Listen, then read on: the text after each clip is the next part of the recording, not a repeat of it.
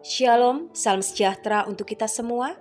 Bacaan harian untuk Bakti Wanita Advent Seuni Indonesia Kawasan Barat tahun 2025 diambil dari buku He Knows My Name, Dia Tahu Namaku.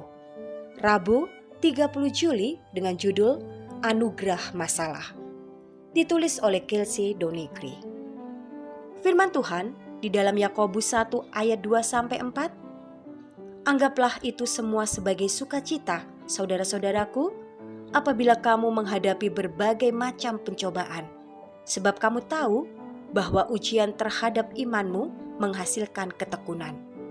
Dan biarkanlah ketekunan itu menghasilkan buah yang matang, supaya kamu menjadi sempurna dan utuh, tidak kekurangan suatu apapun.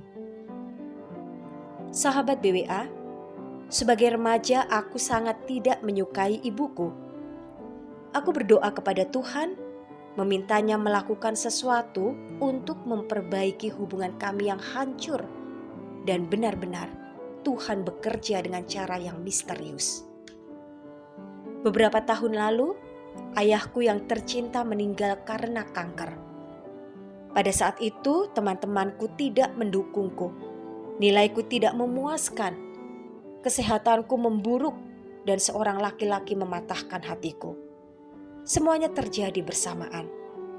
Rasanya seperti segala hal yang bisa salah bagi seorang remaja benar-benar terjadi.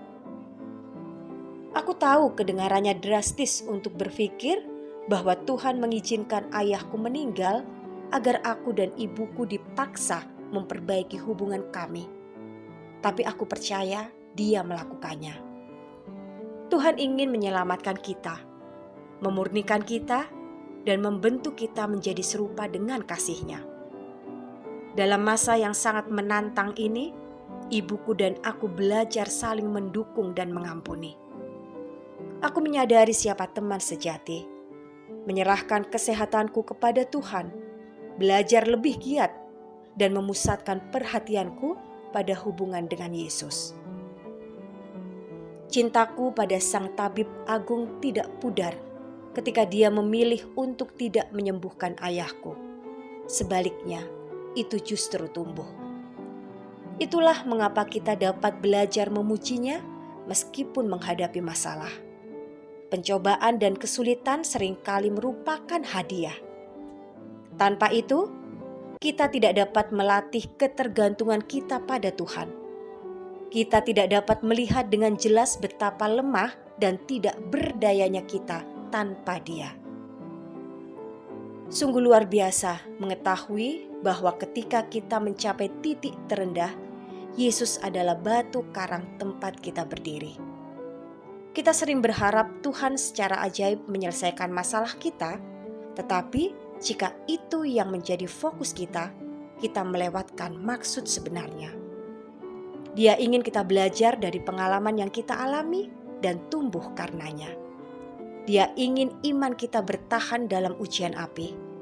Dia ingin kita bergantung padanya setiap hari tanpa rasa takut akan masa depan.